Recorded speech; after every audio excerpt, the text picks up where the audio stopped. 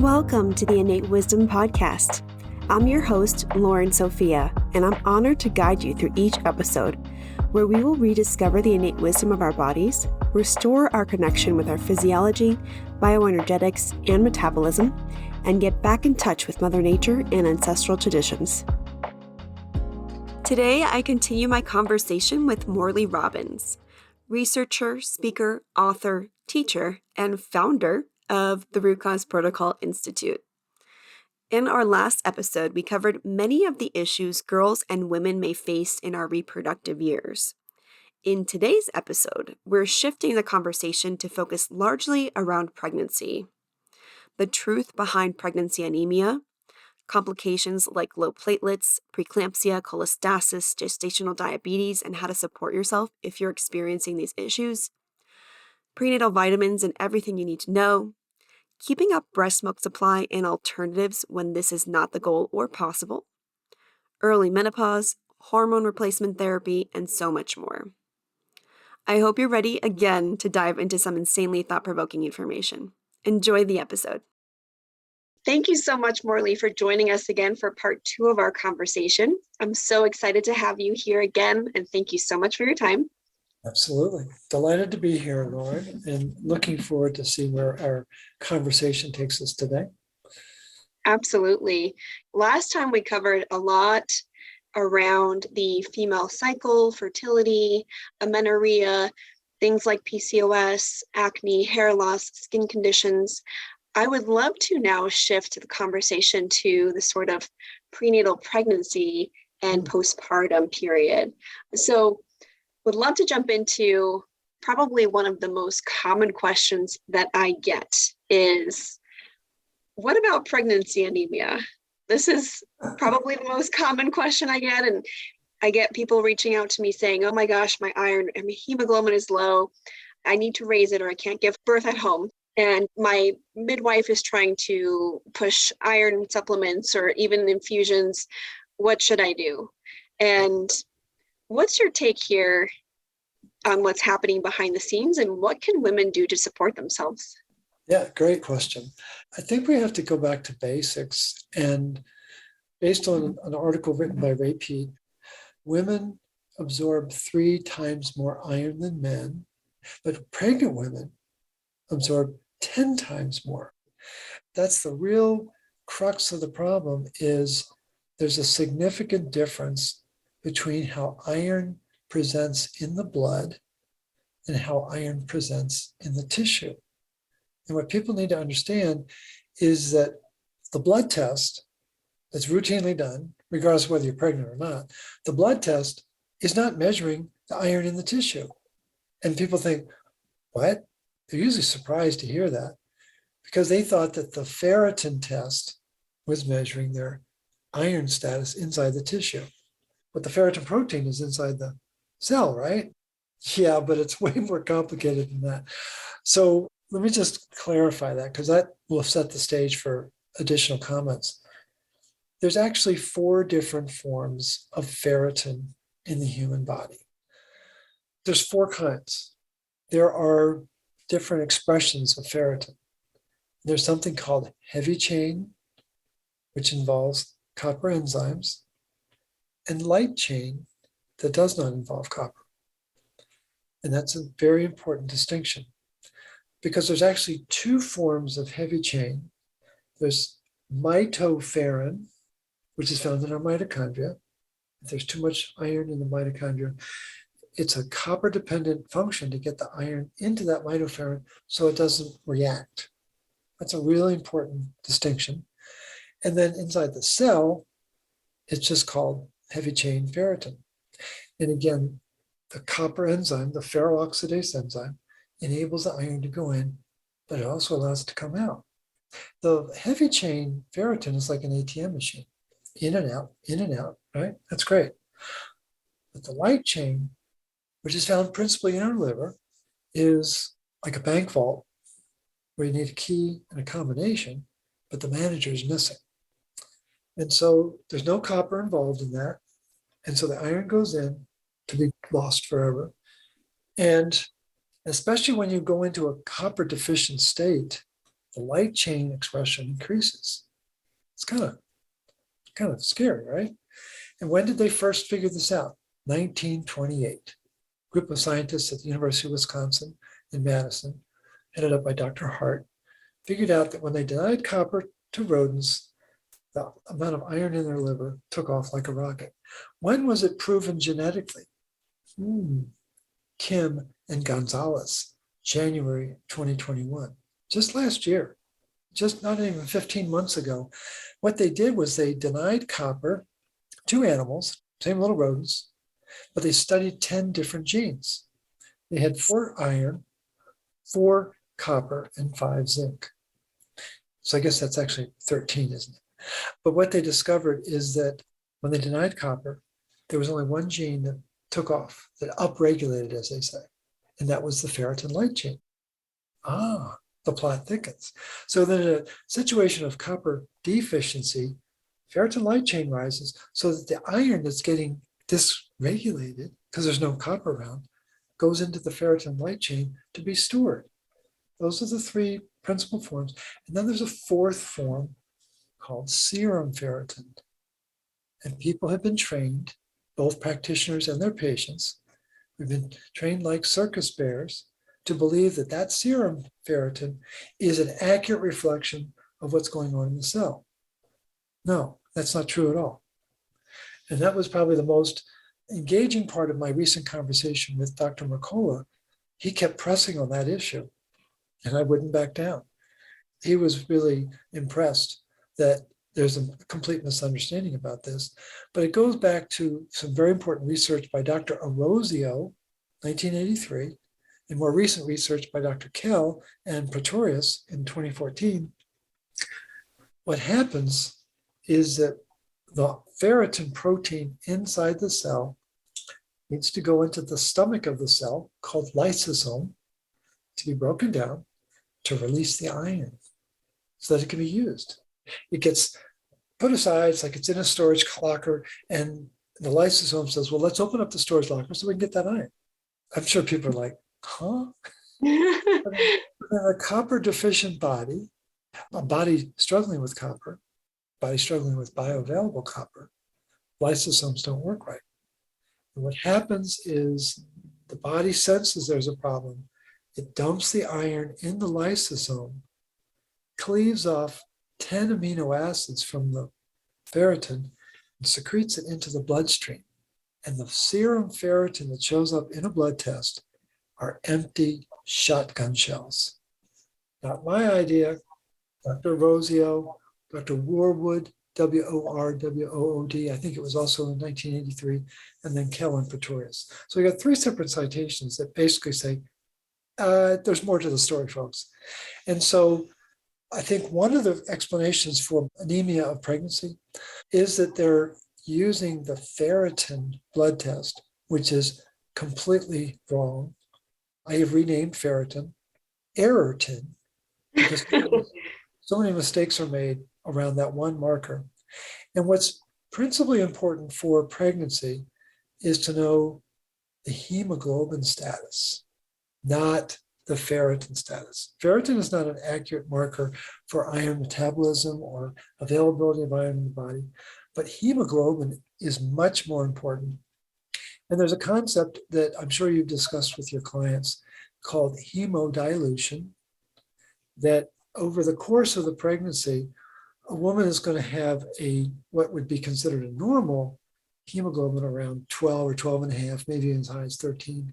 But over the course of the pregnancy, it's going to go down naturally because that's what Mother Nature wants. And Philip Steer, he's a noted British OBGYN, did a study in 1995, and he studied 150,000 live births. Well, I would have been impressed if he had done 1,500. And this study was, again, published in 1995, Steer, Steer, and it's looking at correlating mother's hemoglobin with the birth weight of the baby. And what they discovered was that the healthiest babies, hands down, the healthiest babies were born to women whose hemoglobin was between 8.5 and 9.5. Now, why is that a problem? Because in the world of modern obstetrics, practitioners get nervous when the hemoglobin gets below 12, and they go bonkers when it gets below 10. And a lot of birthing centers or midwives who do home births won't allow anyone who has a hemoglobin below 10 to engage in their services. They're all shunted back into the hospital setting where it's an oh my God experience. And it's a complete distortion of the facts and the science because they don't know about Dr. Steer's research. And the other mistake that's made is there is a completely false narrative that more iron is going to ensure that the woman doesn't bleed out at the birth, which is like, oh my gosh, you've got it completely backwards. And they do. And the research is very clear that what controls clotting and the stopping of bleeding is called microcirculation. It's a very specific term, and it's where little arterioles connect to venules. That's the very essence of microcirculation, and that's the domain of copper. And Dale Schuske, Schuschke,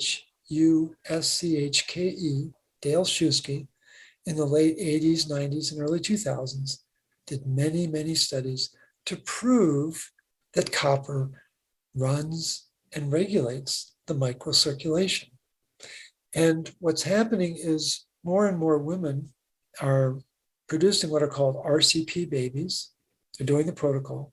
Even after they've had several children before, they decide, well, I'm going to try to do it a different way. I'm going to follow Mother Nature. That's really what the RCP is. Let's see what Mother Nature has to say. And what's exciting them, but shocking their practitioners, is their hemoglobin's lower. Their symptoms during the pregnancy are almost non-existent. And they're having minimal, if any, blood loss with the delivery. All because within the RCP, there is a complete focus on magnesium and copper and retinol, because the retinol is going to make sure the copper is bioavailable. And when copper is bioavailable, it's going to regulate the iron. And there isn't so much concern on the iron and vitamin D side, because we know, and we've discussed this, but iron and vitamin D are not found in breast milk. Well, I think that's significant. I think Mother Nature must have a reason. Well, there is a reason, because Mother Nature knows that the newborn baby is very vulnerable to infection because its immune system doesn't really come online for a couple of years. What's the basis of the immune system? It's the download of copper. You and I have a liver that has about 7 milligrams of copper, and that's an average adult liver's content of copper. But when we were born with livers that had 70 milligrams of copper, 10 times. And then we're supposed to get the download of retinol through the breast milk from mom. And that retinol and that copper forms the backbone of the immune system for the first 2 years of life. So this is completely foreign to conventional practitioners, but it's absolutely essential to understanding what's going on. And the concept of pregnancy, the two quotations that I absolutely love about pregnancy, one is from Mildred Seelig, and the other is from Sir Joseph Barcroft. So Mildred Seelig was a physician in the 60s to early 2000, MD, public health degree. She started out as a drug researcher. And when she discovered that all the drugs she was researching were causing magnesium loss, she left Big Pharma and devoted the bulk of her career, like 45 years, to teaching people about the importance of magnesium. And her signature comment about pregnancy is a magnesium deficient state. Well, that's important to know because magnesium deficiency puts a lot of stress on the body. And a low magnesium state is very akin to an inflammatory state. And so we've got this little fetus growing inside this environment. And then we come to Dr. Barcroft, famous alpine physiologist, Sir Joseph Barcroft. And he studied mountain climbers in the first half of his career. He was fascinated by how these mountain climbers were so active in thin air. And in his 50s and 60s, he decided to switch his focus from mountain climbing to obstetrics. And here's his statement: pregnancy is Mount Everest in utero. Now, if anyone's done any kind of mountain climbing, I mean, I've only been on baby mountains, but if you go into K1, K2, we're talking about very thin air, you're a mile high. But here in North Carolina, it's 21% oxygen. Maybe it's like 17 or something for you in the Colorado area. But when you get up to big altitude, 3 or 4 miles high, you're at 3% oxygen. And what's the percent oxygen in a womb? In the first trimester, first 12 plus weeks, it's 1 to 3% oxygen. Oh, wow. Wait a minute. That sounds anaerobic to me. Yes, it is anaerobic. And what's really, really important, and it explains so much because there's so much confusion around this, but in an anaerobic state, you make energy anaerobically. You don't make it with oxygen because there's not enough oxygen. And so there's 10 enzymes to make energy anaerobically, but 8 of them require magnesium. Then we're back to Mildred Seeley. Pregnancy is a magnesium deficient state. And what I just learned the other day is that one of the real reasons why there's so much unrest in the woman's womb in the first trimester versus second trimester is in the first trimester, it's the adrenals that are having to produce serotonin to deal with the oxidative stress. Most women's adrenals aren't strong enough. And so it's the womb that kicks in the second trimester to begin to produce the serotonin. And so that becomes a very important addition of antioxidant support, because that's what serotonin is. It's an antioxidant. And it helps to neutralize the oxidative stress that's building in the growing fetus. So there's a lot of confusion around this, as you well know, but in large part it's because people don't realize that the fetus is in fact a parasite living inside an aerobic being. The life form of the unborn child is very different, and it's making energy completely different than the mom. And then I think the absolute capstone issue, we might have talked about this in our first conversation, but there's 3 key copper enzymes that are involved in pregnancy. We know about ceruloplasmin, which is the master antioxidant protein found in our blood, and it expresses many different enzymes, but the most important of which is called ferroxidase. Ferro, iron, oxidase. Let me oxidize the iron so that it's in a form that I can attach to proteins. 2 principal proteins: transferrin, get the iron back into the bone marrow so it can make more red blood cells. Other protein, ferritin. Oh, wow, that must be really important for that ferritin blood test, right? So that's one protein, ceruloplasmin. There's a second called hephaestin,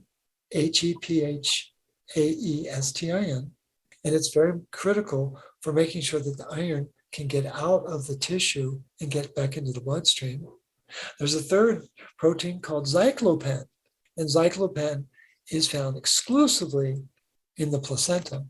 And what I just learned recently, just in the last couple of weeks, is that I knew that in a pregnant woman's body, all 3 of those proteins were expressing the ferroxidase enzyme.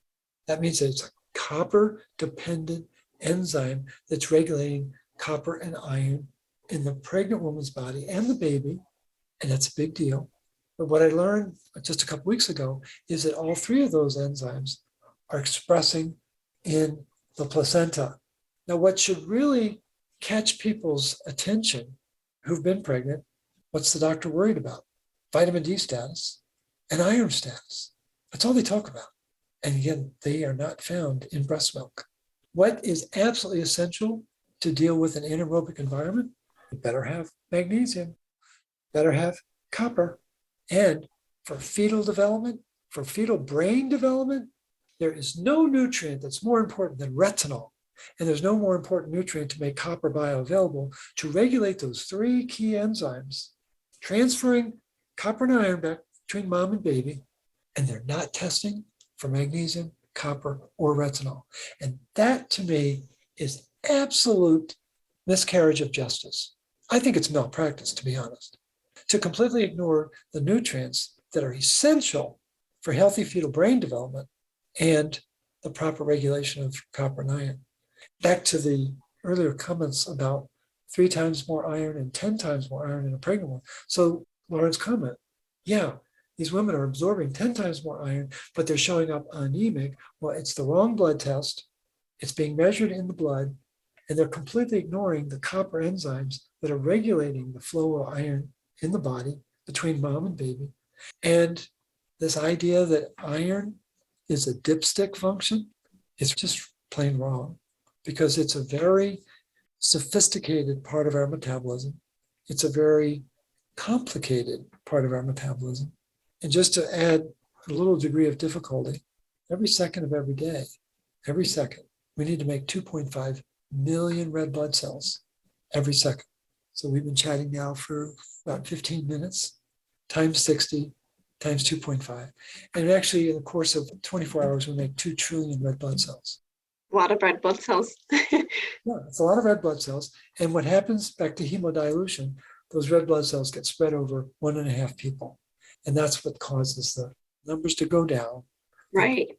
The copper is being spread, but what's happening to the copper is the copper is being downloaded to the baby in the 3rd trimester, enormous amount, 70 milligrams of copper. And that, I think, sets the stage for copper deficiency in the mom.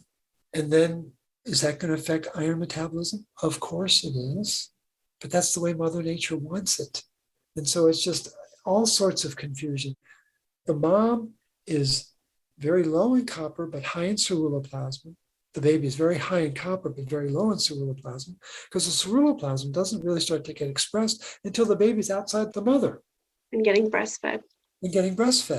When you break it down into what's the biology of it, what's the time frame of it, what are some of the mineral dynamics, it makes such perfect sense.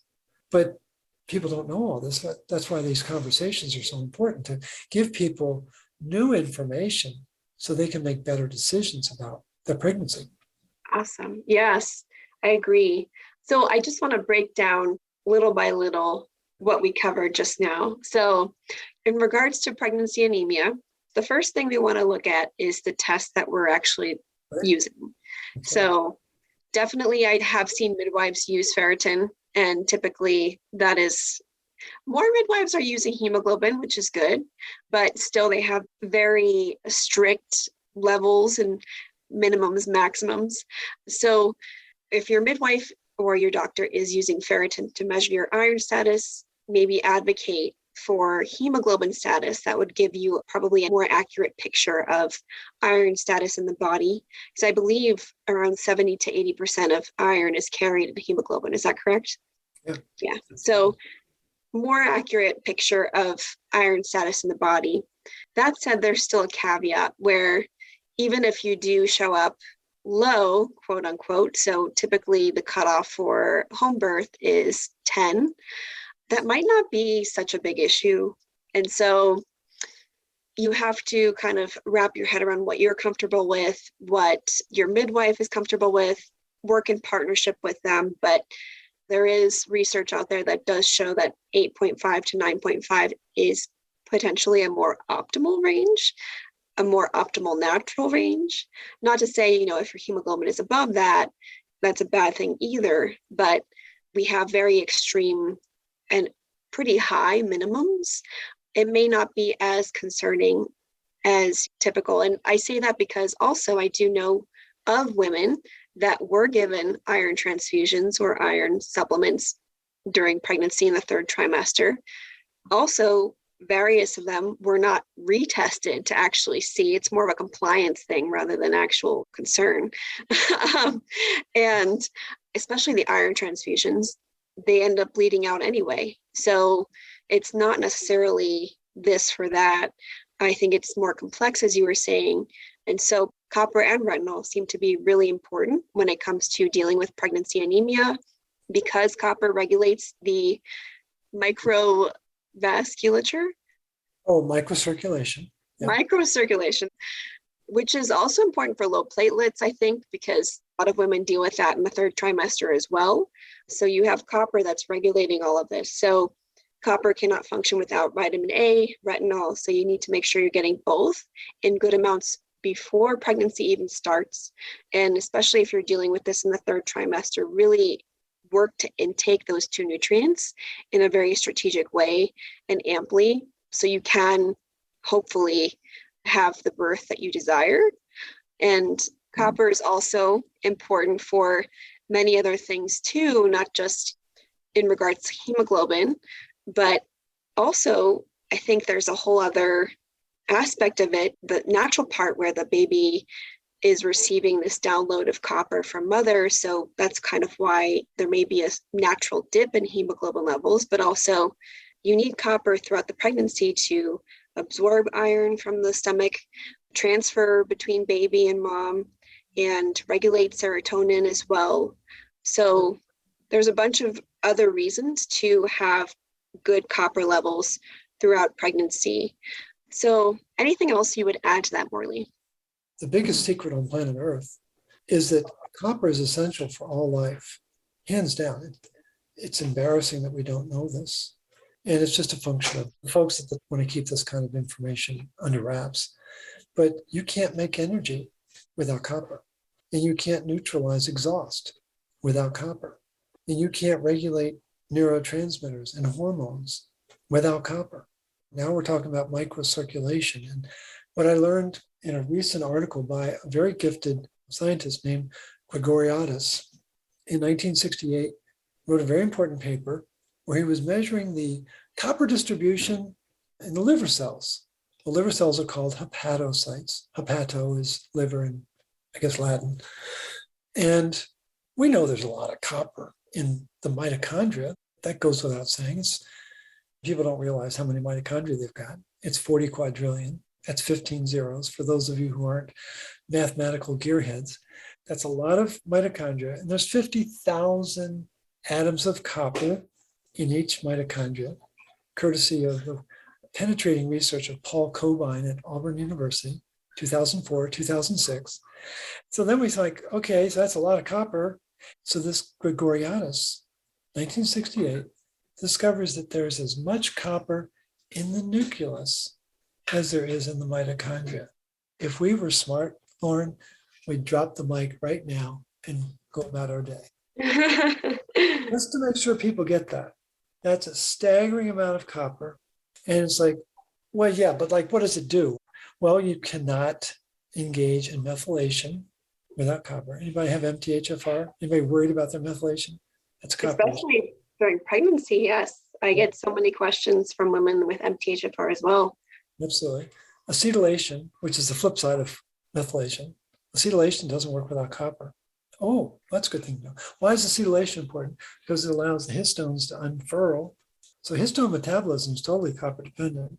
Then we find out, oh, wow, this transcription thing that people talk about, you can't transcribe without copper.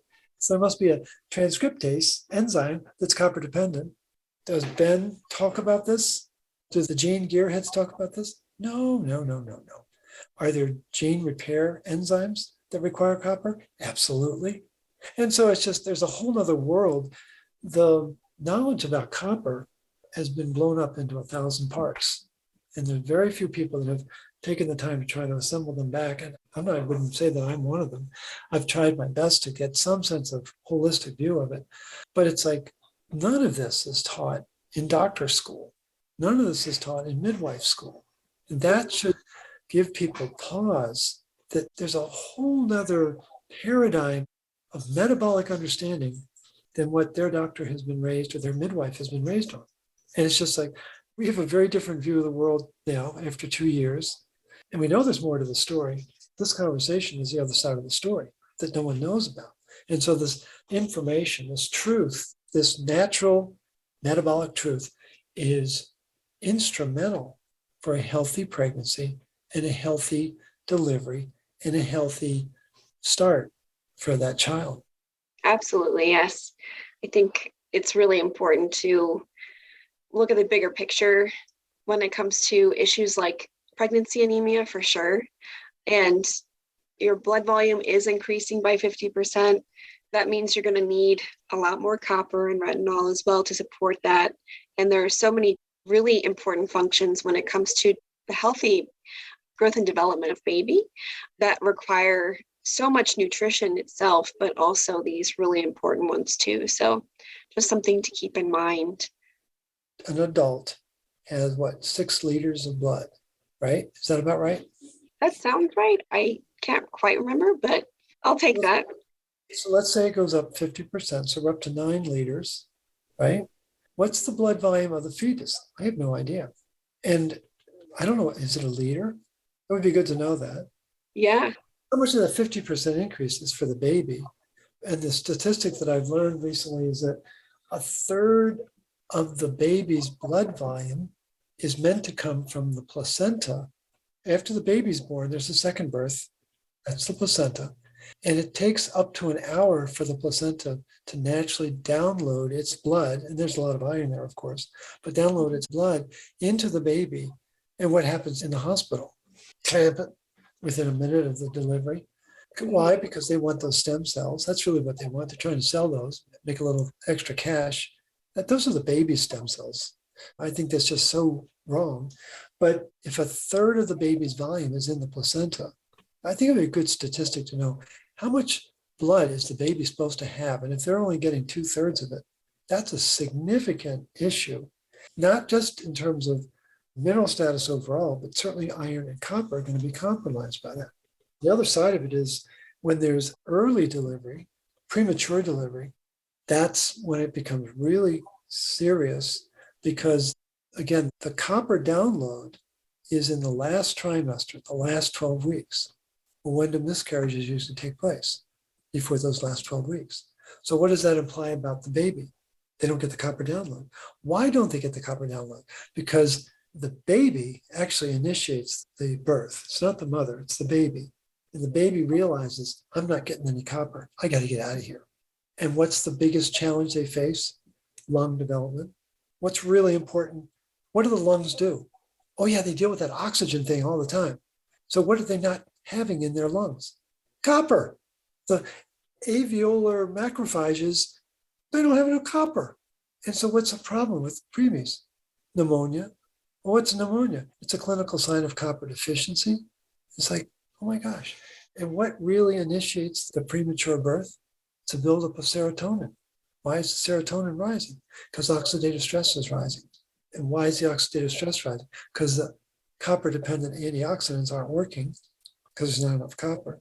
And the other role the copper plays is to turn serotonin off. There's an active and inactive state, and it needs to do its job and then be turned off. Well, if it doesn't get turned off, it's just going to fester inside the womb, and that's going to agitate and create the premature birth. Again, it's not, and they'll say, oh, it was lack of progesterone. Yeah.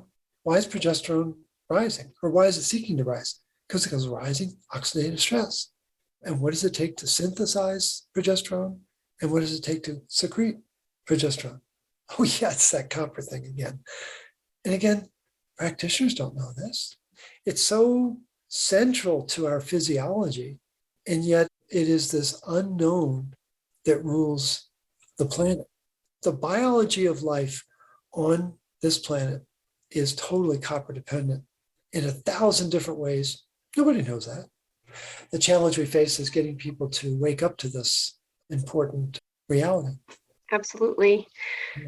You touched on this a little bit. I do want to dig in a little bit deeper, but I would love to talk a little bit more about pregnancy loss. This is something that by default I get lots of questions about and am sort of exposed to a lot just as a practitioner in the fertility space. But I think there is an increasing trend with this from what I've seen just in my experience too. Is there anything that a woman who has experienced pregnancy loss or recurrent pregnancy loss especially that she can do to support herself?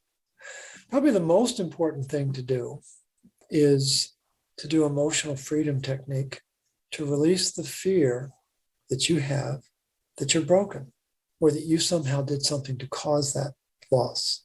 And it's a biological event. I'm not trying to be dispassionate or too clinical. I've experienced it between our third and fourth child. There was a miscarriage. And it's very traumatic to go through that because you do think you did something wrong. It's a natural reaction. And what people need to understand is that when they are in an emotional state of fear, and we spell it differently within the RCP, Fe-AR. So you see the symbol for iron. Fear attracts iron. It's a biological fact. What's happening when you're in a state of fear, you quickly go into the physiological state of hypoxia. Oh, ow, wait, we're back to Joseph Barcroft. We're up on the mountain. Hypoxia. You're thinking there's not enough oxygen. No. There's two types of hypoxia. There is alpine hypoxia, altitude hypoxia, but then there's something inside the tissue called functional hypoxia. One is a supply issue. When you're at 19,000 feet, it just isn't as much oxygen up there. When you're inside the womb, that's a challenge. There's a lack of oxygen, but there's also an inability to activate the oxygen that's there and turn it into water. That's really important. And that functional hypoxia is from a lack of copper.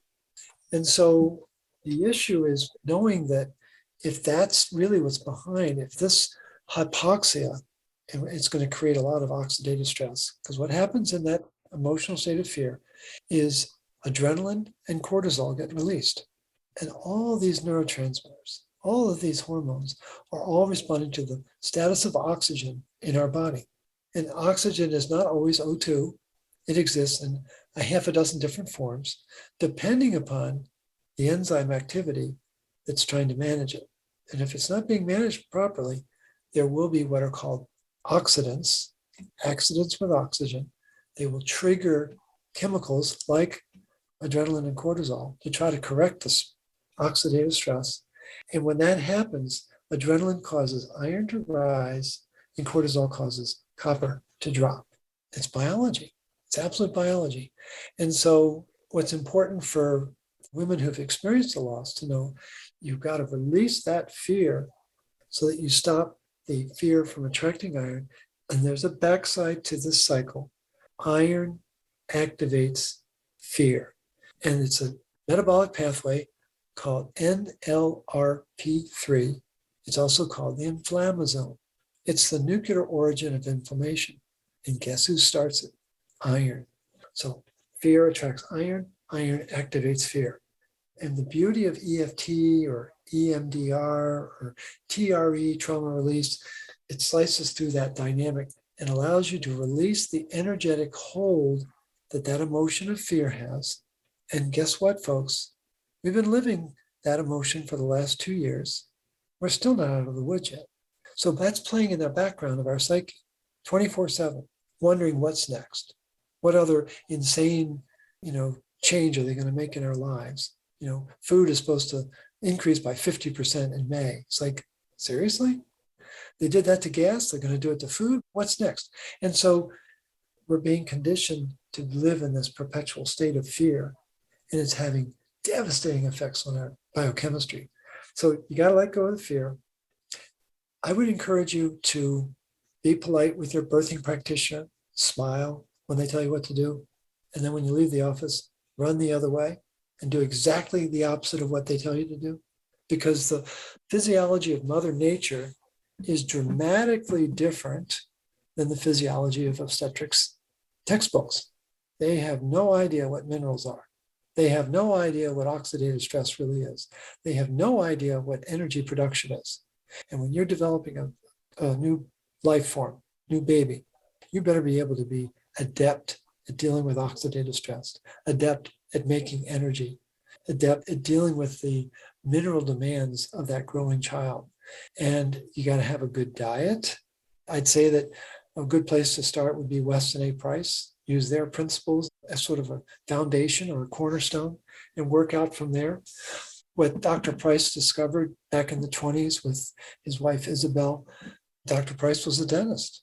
He did a root canal on his 9-year-old son. What happened? He died. And it so shattered Dr. Price and his wife that they wanted to find, what do people have perfect teeth in this world? And if so, what are they eating? That's what inspired that. Talk about turning water into wine. And so these indigenous communities all had a regimen that they put young couples under to strengthen their physiology so they could produce healthy offspring. We don't do that here. That's not done on this planet now. I don't know where those 14 indigenous communities are. I don't even know whether they still exist. The Aborigines are much smaller than they were. Native American Indians much smaller. I don't even know if there are Swiss goat herders anymore. There obviously are Eskimos, but not as many. And again, each of those communities that were studied are a fraction of what they were 100 years ago. But they had a very precise diet for young couples. And that's so important. And I think it's also important to seek out people like Lauren who really do know how to connect these dots and get the perspective of what's really going on in my body and understand that there is this absolute magical ability of the body to manage itself when it's fed the right nutrients, when it's supported with the right supplements. We've been conditioned to think that it's mysterious and it's complicated, and it's like, no, it's not. It's actually pretty simple. And our ancestors, we don't have to go back too far, great-grandparents, they wouldn't even recognize what we eat. They just kind of shake their head and say, really? You're going to have that? And so when I was born, my mother's father, Dada, was 72 years old. And I used to watch him eat. I was fascinated by his tomato sandwiches. It was bread, mayonnaise, and tomato. Homegrown, of course. And the most graphic image I have, or memory I have, when I was 20 years old, he was 92. And we were weeding the side of his hill. And he was pulling weeds like a machine. And I was tired. He was 92, I was 20, and I was struggling to keep up with him. Wow. On the outside, he and I look the same. On the inside, I'm Swiss cheese compared to him because the minerals weren't there. People don't think about that. But if we don't have batteries running the enzymes, if we don't have batteries running the membrane channels and things like that, nothing happens. And when these batteries disappear because of stress, then the body starts to express symptoms. And then we go see the doctor. Oh, I've got this symptom, I've got that symptom. And the doctor gets out their Merck manual and says, oh, you've got the XYZ syndrome.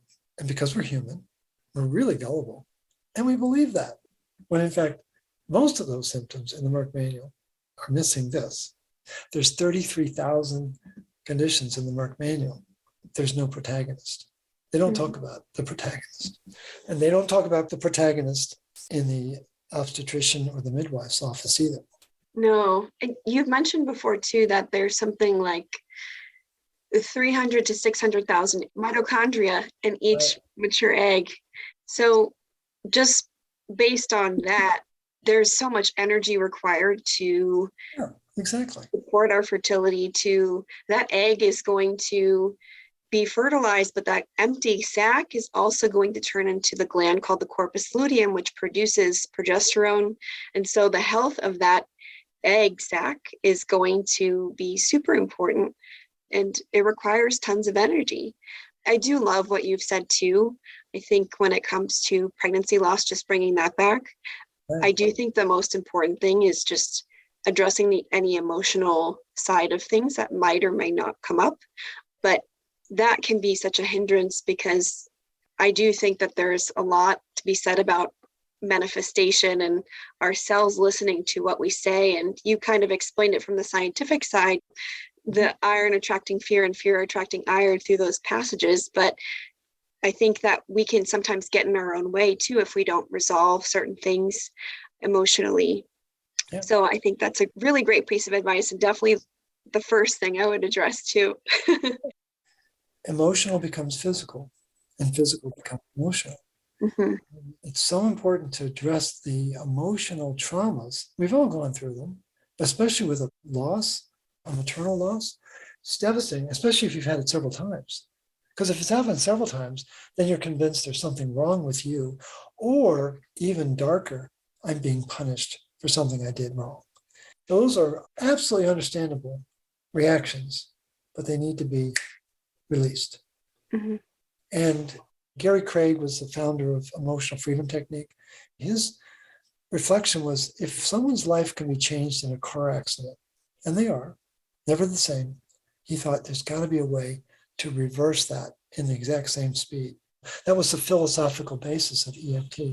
And then to comment on the issue of the egg, there's a wonderful, I guess you'd call it a documentary. It's a 5-part documentary called Ghosts in Your Genes. And it will mesmerize you about how important your grandmother's diet was when she was an adolescent to influence the health of your eggs. It's like, what? What did he just say? And the 100,000 to 600,000 mitochondria per egg. Well, I would guess that there's supposed to be 600,000. And what we're finding in the modern era is women with eggs that have as few as 100,000. Well, you've never heard these numbers before. You're like, well, where did he make that up? I read it in an obstetrical journal, but nobody talks about it. As Lauren so aptly pointed out, it takes a lot of energy to support 600,000 mitochondria. Well, you got to have a lot of copper to support 600,000 mitochondria. And I don't think women have that. And they don't have it to support the corpus luteum. Again, I think what would be fascinating for you to research, Lauren, is put in the search engine. And again, always put quotations around this. So corpus luteum, in quotes, and copper deprivation, in quotes. I think you'll be surprised by what you find. I will do that when we're done here. That would be probably fascinating. What people need to understand is that this whole process of copper loss on the planet has been going on for about a century now. There's been an 80% loss of copper on the farm, 80%. And we've gone through what I call 3 phases of copper loss. After the First World War, it was copper deficiency, and that took us for about 30, 35 years. Then we entered a phase called copper depletion in the 50s and the early 60s. And that's when they started adding sugars and crazy things like that. And then we entered into a new era in the 1990s, copper deprivation. And when an animal, especially a human animal, and we are all animals, but when we are deprived of copper, our genes change. They change function. And people are all familiar with E equals mc squared. E equals mass times the speed of light. Well, actually, it's energy equals structure times function. And when you don't have energy, if you don't have 600,000 mitochondria, you're down to 100,000. You don't have as many of these working in your favor. And when the energy drops, the structure and function of the tissue changes, like the corpus luteum, like the placenta, like many different aspects of the pregnant woman's anatomy. And I think that's really the origin. A lot of the changes that take place, it's an energetic change, which changes structure and function of the tissue. Hey everyone, it's Lauren. Just giving you a moment to take a quick break from this very stimulating conversation. I want to take this opportunity to remind you about all the resources you could take advantage of, including my free psycholiteracy, prenatal primer, and sperm booster guides, and more. I also have an amazing educational recipe guide called Innate Nourishment, created to help support you through the various phases of fertility, from preconception to pregnancy to postpartum. And, of course, my signature course, Conscious Conception, to help you put your best foot forward going into pregnancy. I'll put links for all of these incredibly rich resources in the show notes. And now, back to the show. Going back to pregnancy anemia and just connecting the iron fortification that you just mentioned. Right. The reason we started iron fortification was because we were looking at the iron levels of pregnant women, which were naturally lower. Isn't that ironic? It's comical because at any given point in society, 1% of the people in society are pregnant. Mm-hmm. So they put the spotlight on pregnant women who, as you say, they have less iron. It appears like they have less iron because of where they are in the pregnancy. Right. Dilution. And what did they decide to do? They inoculated the other 99% for the fact that the 1% were going through hemodilution. It's like when you piece together the actual events, you're like, no. Let me give you another example. One's just as insane. In the 90s, they introduced what's called RBST milk, bovine growth hormone milk, right? And you say, okay, well, there's like 18 million cows here in the States. So clearly, it's going to be a really robust study, and they're going to study thousands or tens of thousands. Maybe they'll study 1 million cows to see how they respond to RBST as a stimulus. Right. You think that, right? Do you know what the research was based on? Probably some really, really small number, or not at all. An undergraduate student in Canada, one student study of 3 cows. One died, one didn't respond, and the other one did. And on Wow. that study, they inoculated all the cattle in North America. People are like, no, that's not. Well, now that we've had 2 years of absolute insanity, hopefully that makes more sense to you now. That's the kind of logic, that's the kind of rigor that has been driving decision-making in this world of ours that we didn't even know about. Very selective rigor. Very selective rigor, exactly.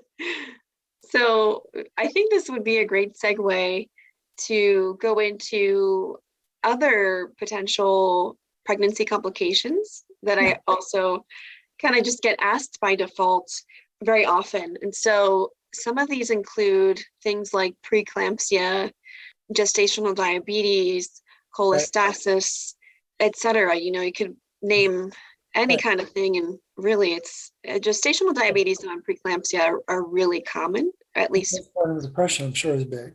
That too, yes.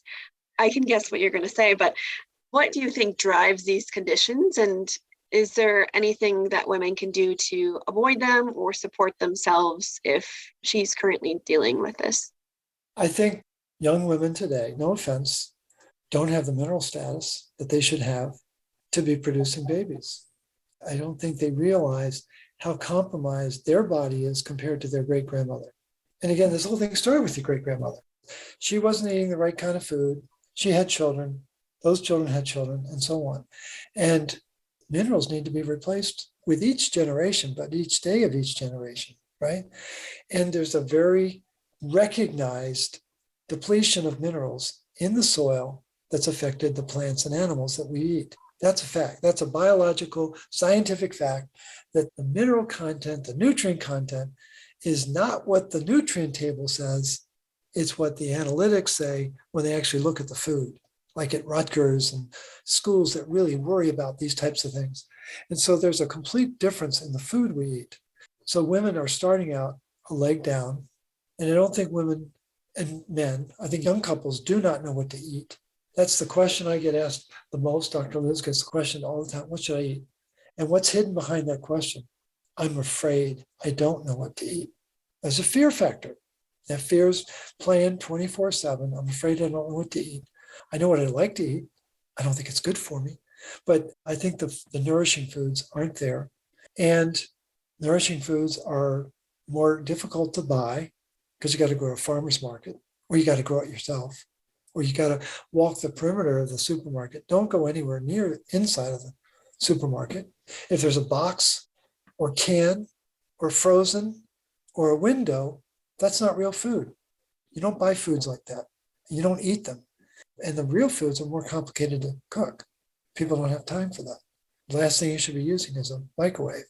And it's the cornerstone of every kitchen. And, well, my mother used it, and so it's got to be safe. No, it doesn't. It's not safe at all. It denatures the food. You're like, oh man, this guy's a pain. He's just like, there's nothing I'm doing right. But that's really where it starts. I think the mineral status of young people is completely deficient.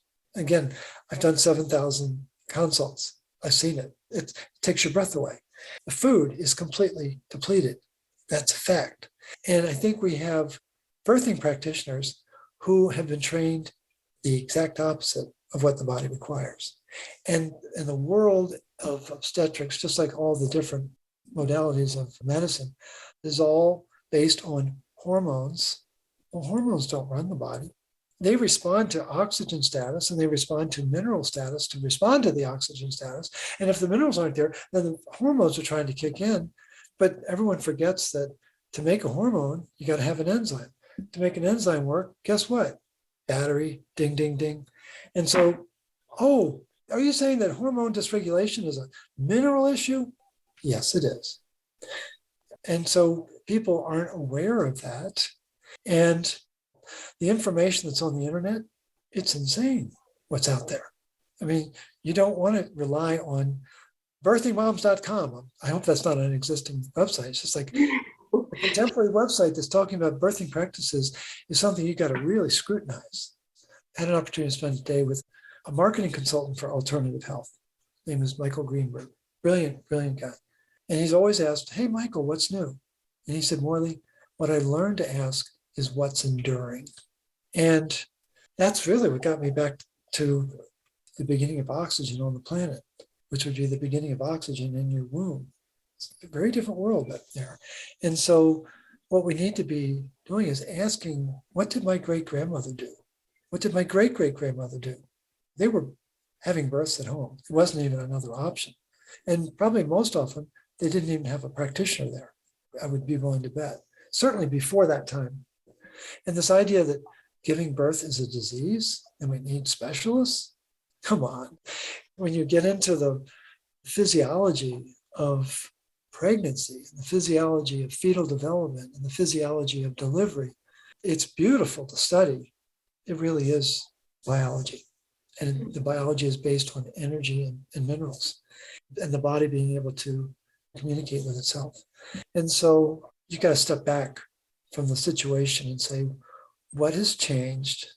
Am I really prepared for this change that I'm about to go through? And there needs to be a level of curiosity to say, what don't I know? And what doesn't my birthing practitioner know? This idea that they know all, I think is very risky at best. And I think people need to be more assertive. I think people need to ask better questions. And I think people need to demand better answers. Don't settle for, well, that's just the way we do it. Like we always give iron to improve the bleeding. Be very sincere and say, could you show me the research that proves that that's correct? Because I can show you research that's just the opposite. I'll go to Dale Schischke's library and wear them out. And there's no research that I found that justifies iron infusions within a month of the delivery. I've had 2 clients who got iron infusions a week before they delivered. Both women almost died and both babies almost died. There's nothing natural about it. It's becoming normal, which is appalling on this planet. And what is iron? It's the most prevalent element on planet Earth, number 1 element. And up until March of 2020, I would have argued that humans were the most evolved species. Now I've had my doubts. But what that implies is if you have anemia, it means that the life form with the highest intelligence can't metabolize the number 1 element on the planet. And that does not pass the sniff test. And what it tells us is there's more to the story. And I'm here to tell you that every facet of iron metabolism requires copper, 100% of it. And when did they first know that copper was essential to make hemoglobin? 1932, back to the University of Wisconsin in Madison.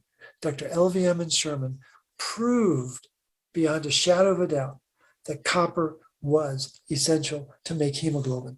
Nobody knows about that research. Do you realize if you go back more than 7 years, you can't trust the literature? What? I rely on research from the 1910s, 20s, 30s, and 40s. Why? Because back then, they wanted to see what they could do to enhance the vitality of the human. And what happened in the 80s? The program flipped. Mm-hmm. So it's just a different world. We just have to be mindful of that. We have to be really careful about what's the source of information we're using, and is there science to back up that person's position? How many articles have I sent you, Lauren? So many. I can't count. It's about 75 that I sent Lauren. Something like that. Yeah. So if you're looking for articles, the library of Lauren is right there. And what I love about Lauren is she actually reads them. There are 3 people that I regularly hear from say, that was an amazing article. Or she goes one step beyond that. She tells me what she thought was the most important part about the article. This woman reads that stuff. She knows this stuff. And she is a step-down transformer trying to help people really understand this. I just came across a great quote by Einstein. Anyone can know. The object is to understand. And Lauren understands this. It's so important to take the time to step away from the mainstream narrative and say, is there more to this story? That's what Lauren is seeking to do. And that's what I'm totally devoted to, is helping people become more aware and less dogmatic about what they know and just be open to new information. Thank you so much, Morley. That's a really big compliment coming from you. But I'm always very appreciative for all the articles that you send me. It's always fun to have a conversation like that with you. Well, yeah. And Lauren, there's so few people who actually take the time to really read this. Again, everybody's got, I got so much on my plate. I'm really busy. Well, do you think there's a reason why I'm sending you this article? Yeah. You've definitely provoked a lot of thought with your answer. I think that there's a couple things that I want to pull out. So I think that everyone's kind of somewhat aware that we're up against a lot. Our stress levels were not as nutrient replete as our ancestors were.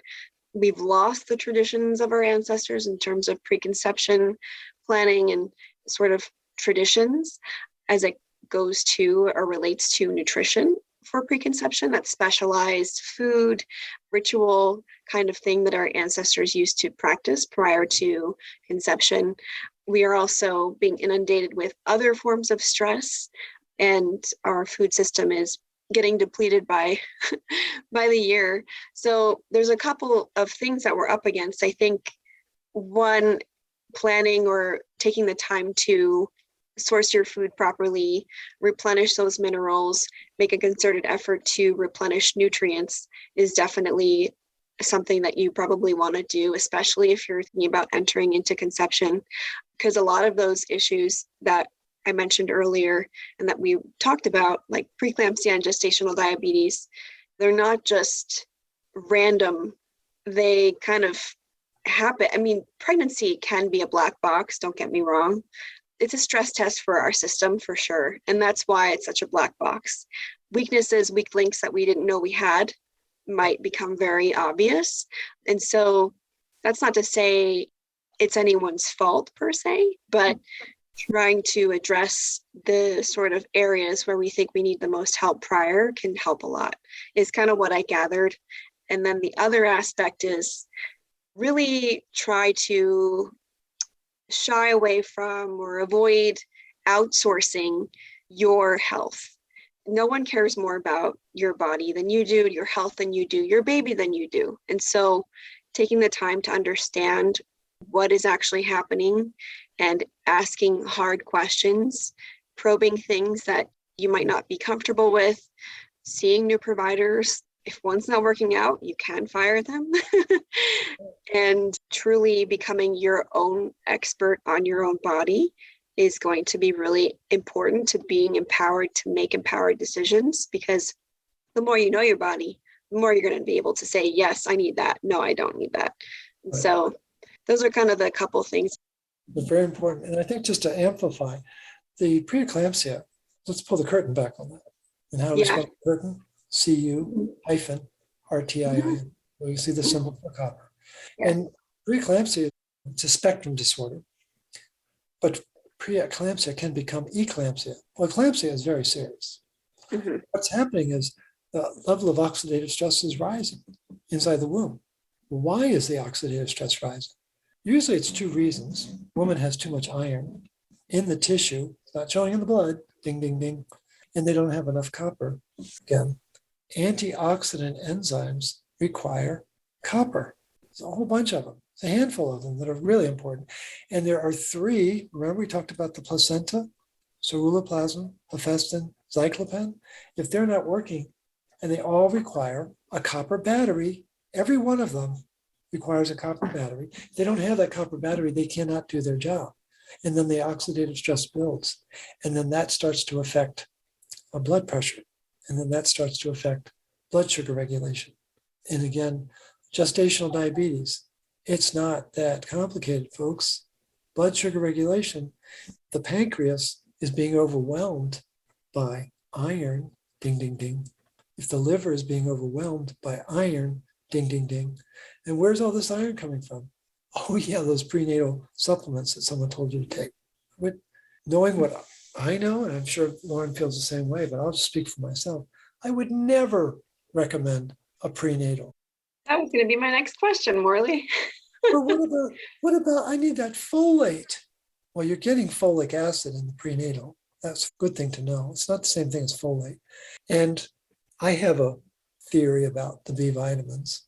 I think that they all require a copper battery to work, and that all of those B vitamins regulate iron. And when you get into a B vitamin metabolism, you're going to very quickly find out that just about every B vitamin has some involvement with iron activity. And so I posed this question years ago to Leslie Clavet, who's a world-renowned copper expert. He's an MD, PhD. Guess where he got trained? University of Wisconsin in Madison. So he knows these studies very intimately. And he's now retired, really very special guy, just so brilliant. And I said, Dr. Clavet, I have this theory. And he said, well, Morley, he said, I can't speak for all the B vitamins. He said, but what I can say for a fact is that B9, folate, is copper dependent. Whoa, who's talking about that, folks? And so when you get into neural tube defects and you start worrying about, am I getting the folate? What you really need to be worrying about is, am I getting the copper? And are my sources of folate from Mother Nature, or are they from a bottle? And if they're from a bottle, I'd run the other way.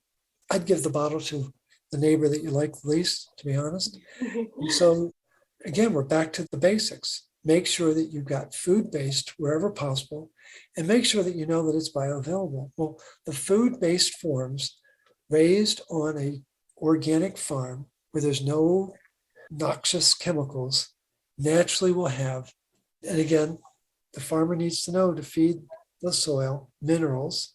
In Europe, they sprinkle rock dust all the time. Not so much here. We use NPK. There's a difference between rock dust and NPK. There's a difference between rock dust and glyphosate. And so we've got to wake up to the reality of the soil that we're growing our food in. And when the food has the minerals, the plants will have the minerals and the animals will get the minerals. And that's how basic it gets. And so folate is a very important part of the birthing process on many different levels, but it depends on copper. And very few people know that. And I'm very confident that Dr. Clavet learned that in medical school at the University of Wisconsin, but not every medical school is that aware of these principles. It's just a different level of understanding that practitioners aren't being trained in these fundamentals. And that's why health educators and coaches like Lauren are so important, because they're bringing a whole dimension of understanding that's being lost to conventional education. Thank you for that, Morley. That was very insightful. And I know that everyone asks about prenatals too. So you beat me to the punch. I felt the vibe. I knew it was coming. Yeah.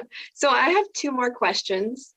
One of them is around breastfeeding. So I get a lot of questions, women reaching out to me on social media about maybe their supply is not as sufficient as they'd like it to be, or they've chosen not to breastfeed, and they're asking what the best formula is. And so I would love to know kind of your thoughts on sort of formula itself, or how a woman who maybe wants to breastfeed can support their milk production, that kind of stuff. Again, we're back to the diet. What's the bulk of the breast milk? Retinol, vitamin A. It's incredible. Mm-hmm. I've forgotten what the percent is, but the macrophages in the breast milk are off the chart. Something like 80%, I think. It's a really high number. Just to interject here too, I think a lot of women are scared of retinol in pregnancy because it causes birth defects, quote unquote. I mean, there's definitely a difference between synthetic and food-based retinol there, I will say, but the need for retinol increases by 60% if you're breastfeeding. So you need I believe that. a ton more retinol, vitamin A, if you're planning on breastfeeding. So these are not small numbers. This is not like 6%, it's 60%. I just wanted to say that. No, it's a very important point. And there's a difference between retinol and retinyl palmitate. And the retinyl palmitate, it's a naturally occurring element, what they're putting into prenatals and other supplements. That's a synthetic form. Well, synthetics don't work the same way. The chemistry may be identical. The biology is completely different.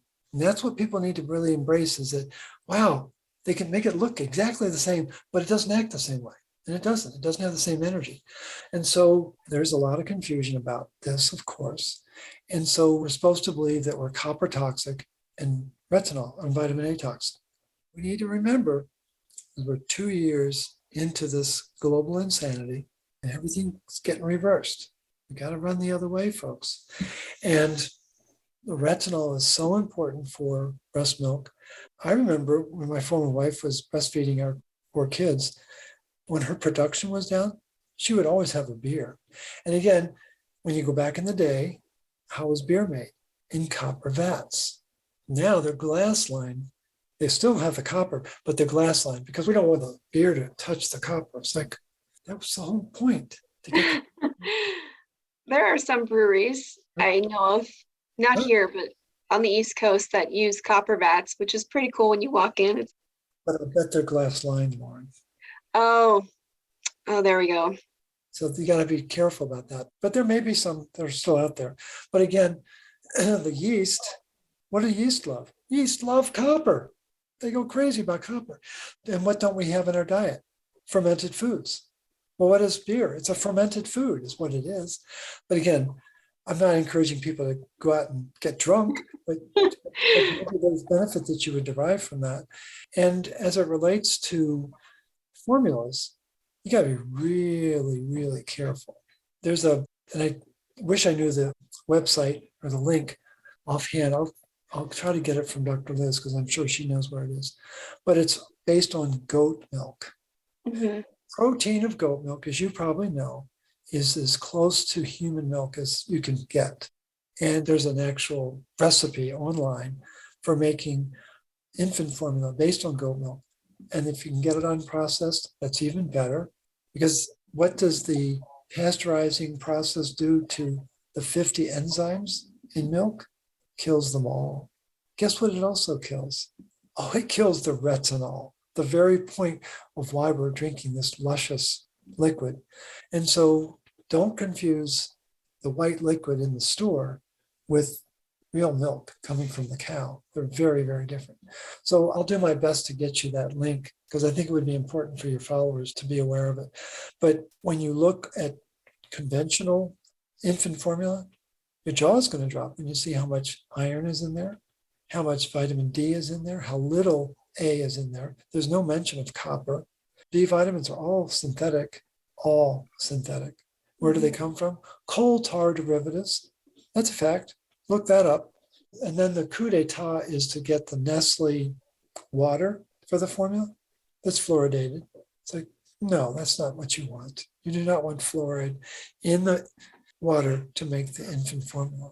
So got to really step back from the mainstream narrative on that and be thinking more like your great grandmother. Yeah, I love that advice. So I guess for women struggling with milk production, diet is super important. Make sure you're getting retinol, make sure you're getting fermented foods that have copper. Well, they're not going to naturally contain copper, but also support that breast milk production. I believe there are a lot of fermented foods that are called galactagogues, quote unquote, that help stimulate the breast milk production. So I would guess that, and that is true, any list of galactagogues will have some fermented foods on there. And then women that maybe have chosen not to or need to supplement somehow to look for a goat milk based homemade formula, raw if you can.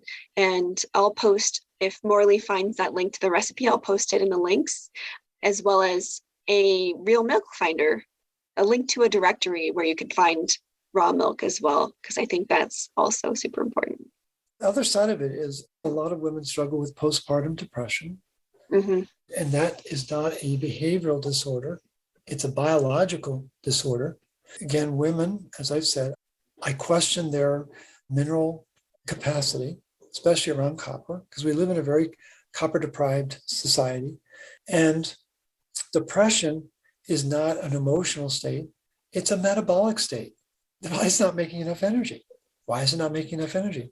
Because you donated all that copper to the baby. And again, the myth is babies are born perfect. No, babies will take what they can get, and they'll rob the mother blind if they can do it. And so the mom takes it on the chin. Again, the bookends of stress on the planet, guys in foxholes worrying about death, moms in birthing suites worrying about life. Nothing. Those are the two biggest stressors on the planet, hands down. What's second only to those? Insomnia. You're going to deal with that when you're recovering from your delivery.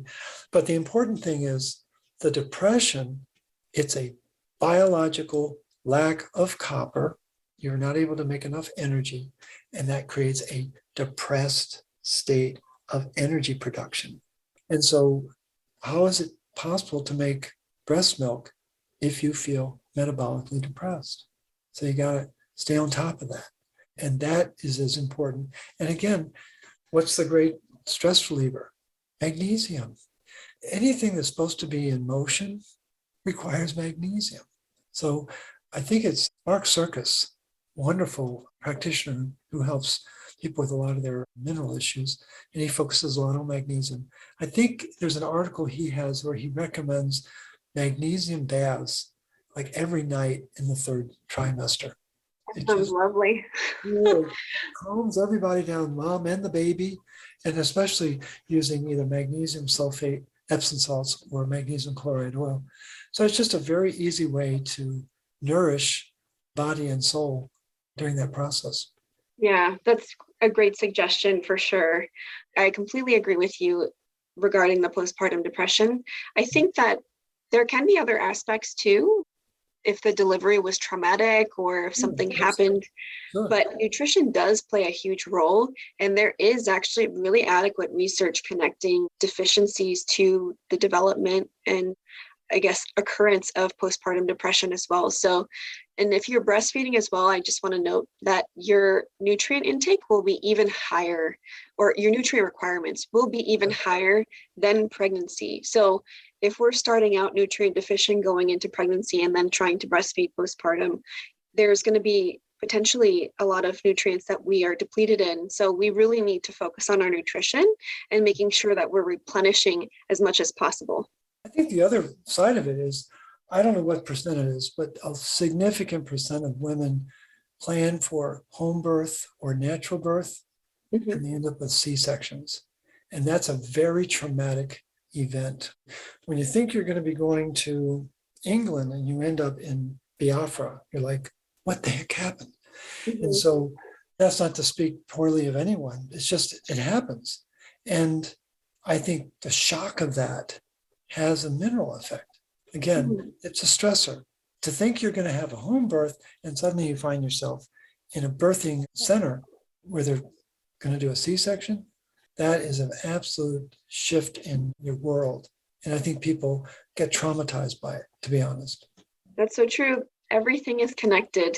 The stress, the minerals, all of it. That's a great point. One more question for you, Morley, and then I'll let you go. I want to shift to menopause, actually. I've noticed a lot of women going through menopause a lot earlier than ever before.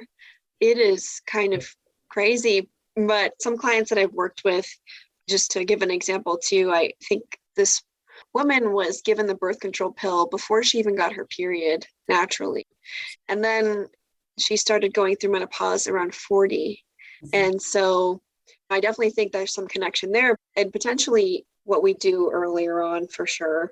But I'd love to hear from you what you think about that sort of trend. And I guess a two-part question. What are your thoughts on the hormonal therapies that they typically recommend? Because these are often prescribed to women to help them deal with undesirable symptoms. But I'm wondering if these have any implications as well. There's two reasons why women outlive men. Women are smarter. That's a biological fact. And second, women have a monthly blood loss. And you're losing iron every month, like clockwork. And There's all sorts of menstrual issues. That could be a whole conversation. And it's like how I got in the middle of all these women's issues, I don't know, but I'm ornery enough to learn this stuff to help the next generation because I think it's abysmal what's happening to women on the planet. And the monthly blood loss is a very sacred event. It just is. And I know, yeah, he's a guy. What does he know? Well, but it really is. I've had women who literally set up an altar to celebrate their menstrual cycle because that's really what it is. And probably the most graphic example of what you're talking about was I was talking to a woman who was in her 40s who had her third child when she was 28 years old. And the doctor decided to do her a favor and he gave her a hysterectomy after her third child without her permission, but never told her.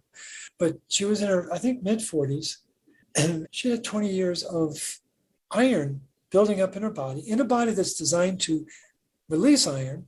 Again, women absorb more iron, but they release it. That's the yin yang of the woman, is that she's taking it in, but letting it go, taking it in, letting it go. And that's what her biology is based on. This woman was a hot mess because the doctor, against her best wishes, took out her plumbing, complete plumbing, which was an absolute assault to her body. And she was riddled with symptoms. Guess what they were all related to? Lack of copper, excess iron. That's not complicated. What's the whole basis of aging? Why do I look older than Lauren? Because I have more iron than she does. And that's a fact. I'm a really good rule of thumb. Take your age and multiply it times 365. So I don't have 5,000 milligrams of iron. I have 25,000 and it's in my tissue. That's what causes people to look old and act old because the iron is building up. That's a whole other conversation. But the important thing is menopause is really supposed to happen in a woman, it's supposed to happen in their 50s, preferably in their late 50s. And what's fascinating is that in Japan, there's no Japanese word for hot flash. Why? Because they have a lot of minerals in their diet and they don't have this crisis in their society. And why do we have the crisis in our society? Because doctors don't know about minerals. I tease them and say that their degree stands for mineral denialist, and they just don't understand mineral metabolism. And the blood loss needs to sustain itself really for a good 40 to 45 years. That's what Mother Nature designed women to do. And when it doesn't happen, then you know there's a mineral dynamic behind it. The whole basis of the root cause protocol is that stress causes mineral dysregulation, and that mineral dysregulation causes metabolic dysfunction, and that metabolic dysfunction causes symptoms. We live in a society that focuses on symptoms and wants to ignore the metabolism behind it. And what we're trying to do with the root cause protocol is increase copper, lower iron, and bingo bongo, the body can make more energy and it's able to run itself. And so when women go into menopause is very, very important. One of the first questions I always ask, are you still cycling? One of the funniest answers I got back was, no, I don't ride a bike anymore. But the thing is, women are supposed to have a 28-day cycle. When is it supposed to start? With the full moon. Why? Because that's when parasites lay their eggs with the full moon.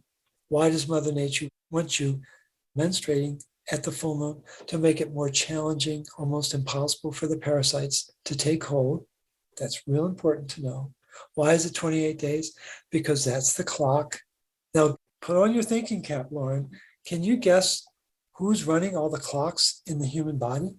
All the clocks run on copper. All of the clocks. And so if a woman has a 26-day cycle, 32-day cycle, 38-day cycle, 14-day cycle, I know that copper and iron are completely foobar in their body. And it should be about a 5-day blood loss. It shouldn't be 3 days. It shouldn't be 10 days. As soon as the cycle is out of kilter, I know minerals are involved. And so what's happened, unfortunately, is women have been trained to hate their menstrual cycle. And so they can't wait to have it end. That is an assault on femininity and what it means to be a woman. And women have got to reclaim their power around this. And it should be a source of wonderment and majesty as it relates to have the menstrual cycle. And as it relates to the hormone replacement therapy, the term bioidentical hormones, sorry to disappoint you, but that's a marketing term for synthetic. It's not bioidentical. Sounds bioidentical. Sounds natural, doesn't it? It's not. The bloom is off the rose. Just go into the research and look up hormone replacement therapy, oxidative stress, hormone replacement therapy, premature death. I mean, you're going to be shocked at what you find. And again, what you need to understand, why are the hormones misbehaving? Because oxygen's misbehaving. And why aren't the enzymes able to respond to the misbehaving oxygen? Because they're missing minerals. And I think it's really disheartening that these really intelligent people who we call doctors, brilliant people, very caring, good, solid, caring people, well endowed with IQ, have been reduced to monkeys because they don't think, why are all the patients in my practice dealing with the same problem? Could it be an environmental issue? Could it be an issue with the food system? Could it be that, oh yeah, they've been adding iron filings to the food system since 1941, and they increased it 50% in 1969? Could it be that NPK blocks copper uptake? Could it be that glyphosate is a copper chelator, a proven copper chelator down to a pH of 1? Could it be that sugar is a copper chelator? Could it be that sugar has a preference for iron and not copper? I mean, these are just the simple basics. We haven't even gotten into B vitamins, retinol, vitamin D. There are a lot of things we could talk about. But the very basis of our environment has changed dramatically. And women should not be needing this synthetic support. Again, society has been trained to deal with symptoms, not correct the underlying physiology. And what's missing in the underlying physiology is a lack of understanding how energy is made and how exhaust is cleared. And that's the whole basis of the RCP, how the body, how the organ, how the tissue, how the cells work naturally to make energy, to create energy and clear exhaust. And the need for hormones changes as we age. But why? Why? Because the minerals are changing. There's an absolute biological loss of magnesium and copper as we age, and there's an absolute biological increase of calcium and iron as we age. And those four minerals are connected to each other. The other thing that I learned the other day, Lauren, is that vitamin A becomes deficient as we age. Why? Because it gets stuck in the liver because it can't get out of the stellate cell because the minerals aren't there to activate the enzyme to get it back into the system. Livers get rusty. When copper goes down, iron rises in the body. Where does it rise first? In the liver. That affects vitamin A metabolism. Fascinating. Yeah, and so it's just these fundamentals. People know that vitamin A is important for eye health, right? Yeah, okay, that's good. If we were to talk about retinol metabolism, which we could do for probably 3 or 4 days, people would be running down the street like their hair's on fire. Why don't they tell us this? What I think is the most amazing thing is when you get inside the mitochondria, there's a 4-part mechanism between complex 3 and complex 4. That's where the magic is in the mitochondria. And there's a little 4-part mechanism called the signalosome. And you got protein kinase C. You have something called P66SHC. You have, I can't remember the base, but the top of it is retinol. And it turns out that the electron in complex 3 has to run through retinol to get to complex 4. Cytochrome C is at the base and retinol is at the top. Folks, that's a big deal. We're not talking about retinoic acid. We're not talking about all trans this. We're not talking about retinyl palmitate. We're talking about retinol. The actual alcohol component allows electricity to run through it. That's what allows our mitochondria to work well. And when retinol is missing, it creates something called the Warburg effect. Laura knows what that is. I'll let her explain that to you in another conversation. But it's a big deal because it means you can't deal with oxygen then. again, there's aspects to this approach with very basic principles, but they have the cascade of influence that occurs in the body. And this is not understood or really embraced by conventional practitioners. I think over time it will. I think society is slowly waking up that, wait a minute, there's something more going on here. I've got to learn that. And that was the real beauty of the last 2 years. It was like a electric shock therapy, like, wait a minute, what's going on here? And I think more and more people are embracing this more natural approach to allowing the body to do what it does best, which is create energy and clear exhaust. But you got to have the right nutrients and the right diet and the right supplements to allow that to happen. That's well said. Amazing. Well, thank you so much, Morley, for all of your time and sharing your wisdom. I really, really appreciate it. And I'm sure all the listeners do as well. I would love to know, where can people find you and how can they support you? So where can they find me? The Facebook group, there's a group and there's a page. Facebook group is the Magnesium Advocacy Group. Page is the Root Cause Protocol page. The website, rcp123.org. How can people find me? Also, I've got a book for those who want to take a stroll through a different world, Cure Your Fatigue. There's a reason why the CU is, boxed up, because that's the symbol for copper. And you can get that in physical, ebook, and now audio. What I would encourage you to do, and this is just based on personal experience, I've never listened to an audiobook until this came along. I encourage you to read it and listen to it at the same time. I learned stuff in there I'd completely forgotten. Even though I'd read it, I was critical in writing it, read it 4 times, narrated it. And then the guy who runs the audiobook said, I would encourage you to read this while you listen to it. I'm like, all right. Oh my gosh, I couldn't believe it. So getting the book would be wonderful. Out of a commitment to humanity, I've created a product called Recuperate. Recuperate, get it? Let's recuperate our bodies. And people can join the RCP community. It's like $9.97 a month if you want to engage in these conversations every other week. We have Q&As and we have targeted discussion. And then if you want to get the training, there's an RCP Institute. That's a more robust commitment. It's 16 weeks, several $1,000s, but you're going to do the big download for a variety of reasons. One, just so you know what's going on, but you would be in a position to help advise other people. And we've got a lot of practitioners now beginning to wake up to the need for this training. So those are probably the principal ways. For folks who want to reach out personally, I'm very happy to give out my email and phone number. It's morleyrobbins@gmail.com. And my phone is 847-922-8061. That's amazing. Thank you so much, Morley. There's so many resources that you can check out of Morley's, like the Institute, like the Facebook community. And the book is excellent. I have it. I've gone through the training. So definitely love it all. And your mind will be blown, especially if you think this was mind blowing. Thanks again, Morley. I have one more question.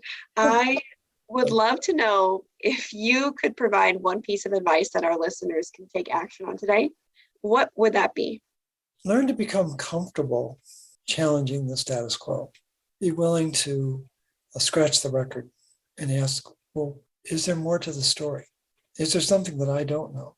The cornerstone of the RCP was built on a very important phrase I learned from a friend of mine who's a pastor, and he teaches a course in logic for his parishioners. And the phrase is, missing information equals missing truth. Another way to say it was expressed by Mark Twain. It's not what you don't know that gets you into trouble. It's what you know for certain that just ain't so. And that's really what this book is. This book will explain to you what you don't know, what you've never known, what they don't want us to know. And yeah, when do parachutes and minds work best? When they're open, right? And so I think it's important to keep an open mind, keep curious. And again, let's spell that right, CU-RIOUS, and then allow that to guide your questioning. So hope that helps. Thank you so much, Morley. I really appreciate it all. I hope everyone loves this episode, or actually this 2-part episode, and go check out Morley's stuff. Yeah, and I bet what would be number 3 would be to answer all the questions that people have. So we can do that. We'll plan that at some point in the future. Yeah, do a Q&A style. That'd be fun. Okay. All right. Well, All right. Thanks again. Thanks for the opportunity. Thanks, Morley. Take care. Thank you so much for listening to the Innate Wisdom podcast. If you enjoyed today's episode, please leave us a review and share the podcast with someone who you think may benefit from the information. If you're new here, we can't recommend enough that you start with diving into my resources, like my complimentary psycholiteracy, prenatal primer, and sperm booster guides. And make sure to follow me on Instagram at innate_fertility, and consider joining my newsletter to receive exclusive content related to the various phases of fertility and so much more. And a friendly reminder, the content shared on this episode is for informational purposes only and should not substitute the advice provided by your doctor or other healthcare professionals. It is not intended to be, nor does it constitute healthcare or medical advice.